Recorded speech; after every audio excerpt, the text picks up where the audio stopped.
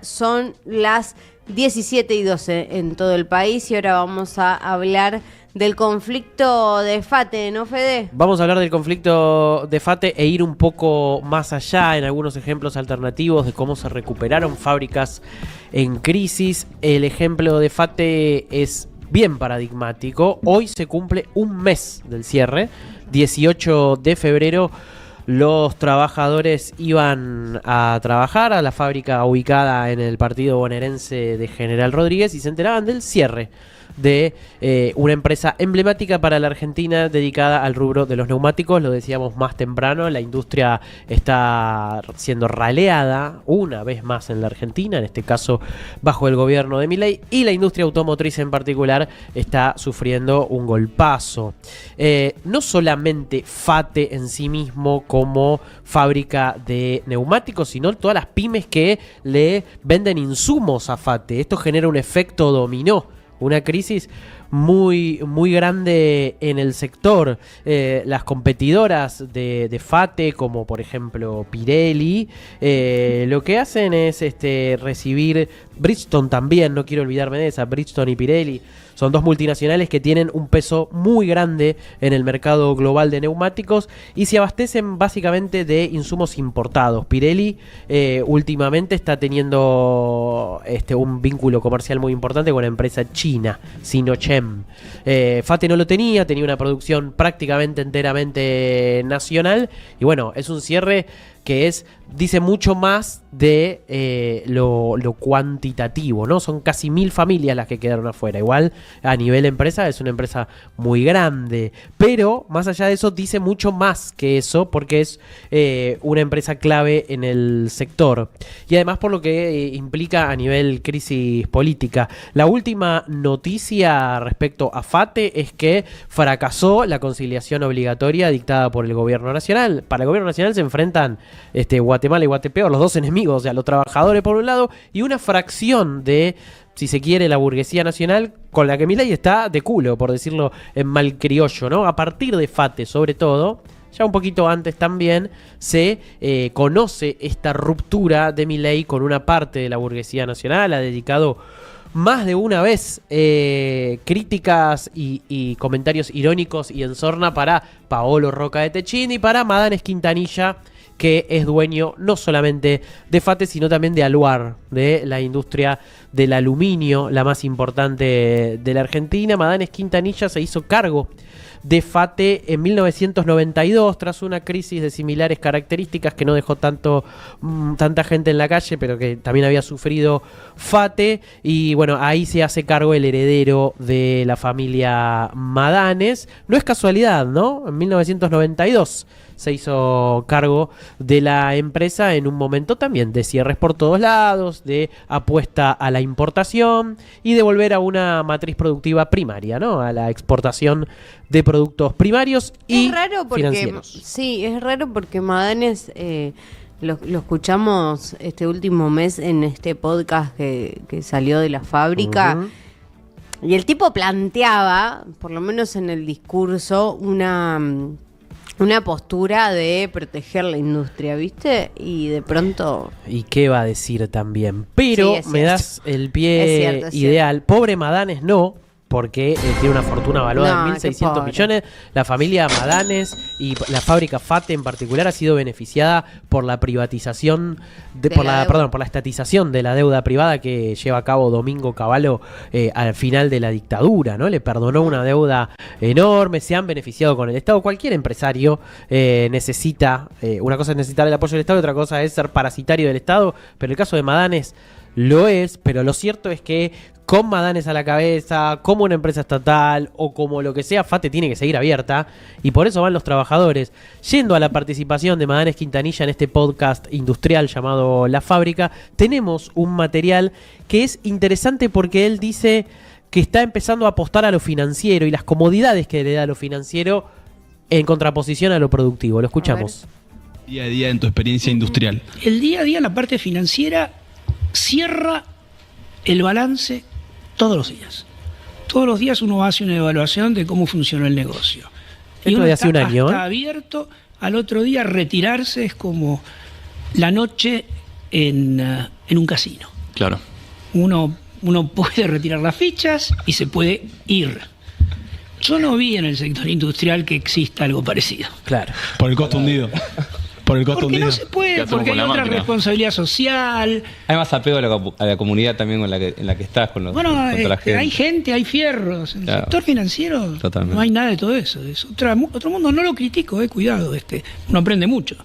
Pero es difícil convivir con ambas cosas. No, es una cosa o la otra.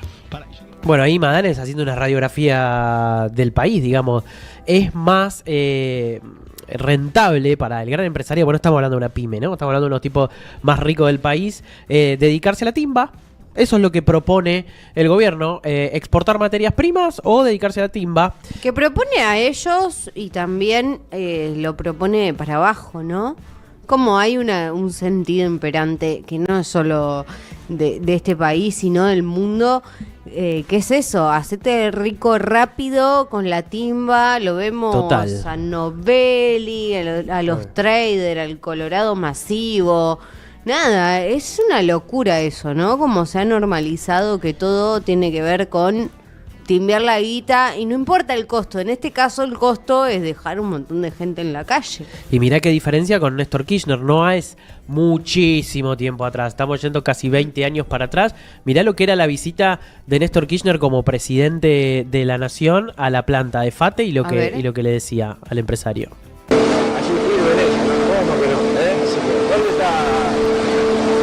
Está Néstor Kirchner en la planta de FATE, rodeado de los trabajadores de overol, y se acerca Madanes Quintanilla.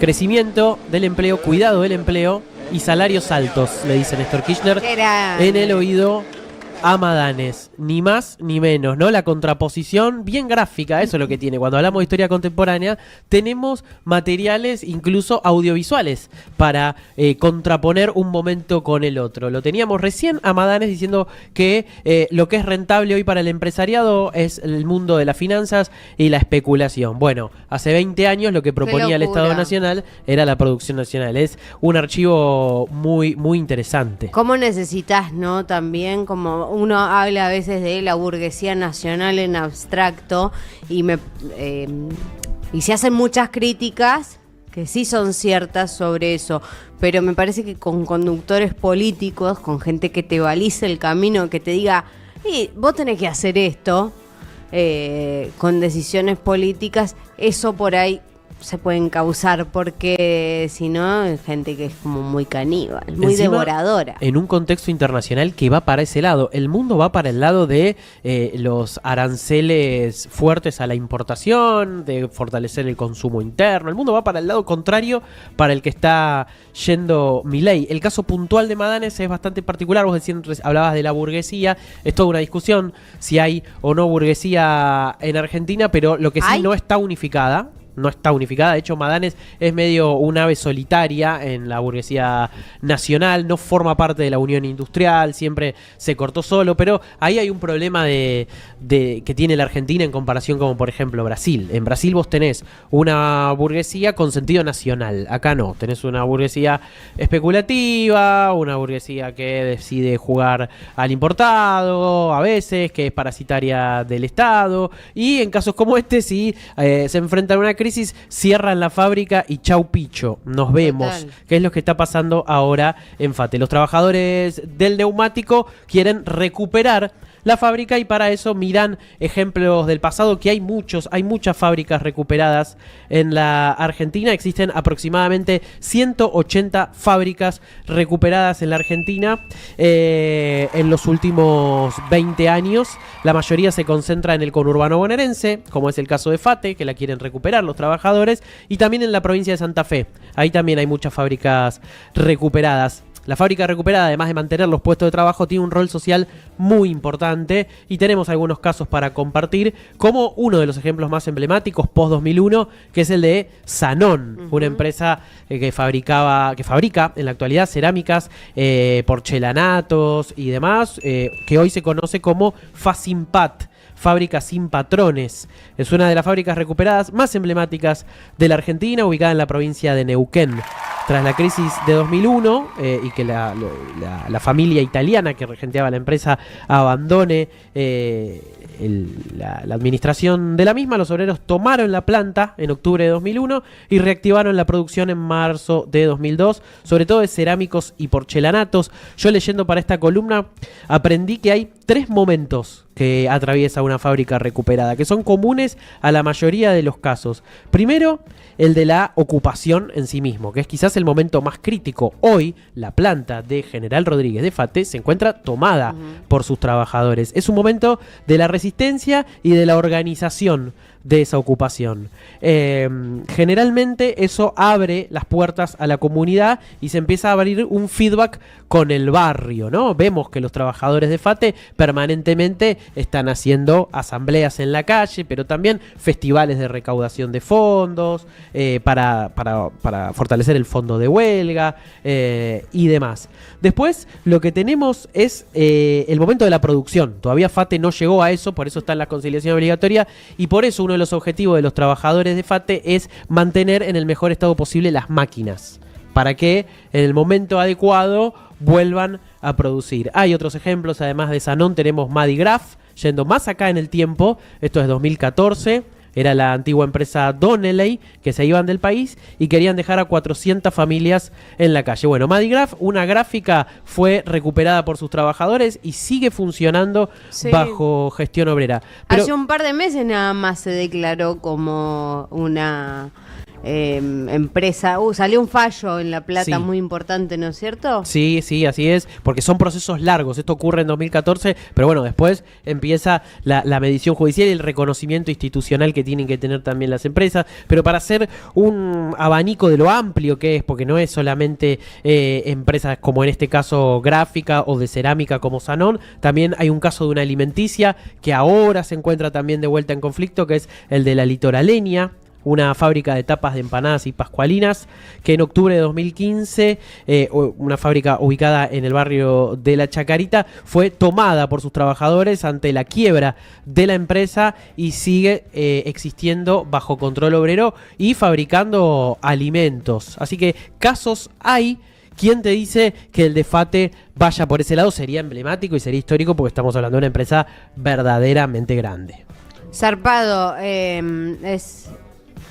es importante, me parece, mostrar cómo estas experiencias hacen a la lucha trabajadora, ¿no? Y que es posible pensar en otra construcción. Son difíciles, son procesos, como decíamos, largos, difíciles, pero hay otras formas de organización, otras formas de pensar en relación al trabajo que son posibles y que no son así verticales y esto, ¿no? Supeditadas a las decisiones de una persona que tiene mucha plata y que no le importa dejarte en la calle de un día para el otro porque le es más rentable ser un timbero. Son modelos alternativos de gestión empresaria, por eso también, como decía Choni, me decía por la cucaracha, es importante también como uno de los pasos de la ocupación de una fábrica, la resistencia, pues es algo contrahegemónico, digamos, ¿no? Es un modelo alternativo de gestión empresaria bajo control obrero, los hay en la Argentina, no tienen difusión porque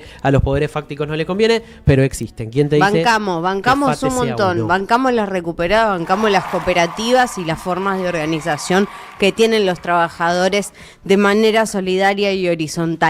Che, vamos a una tanda, muchas gracias Fede, muy bueno. Por favor. Vamos a una tanda y enseguida volvemos con Más Nunca es Tarde.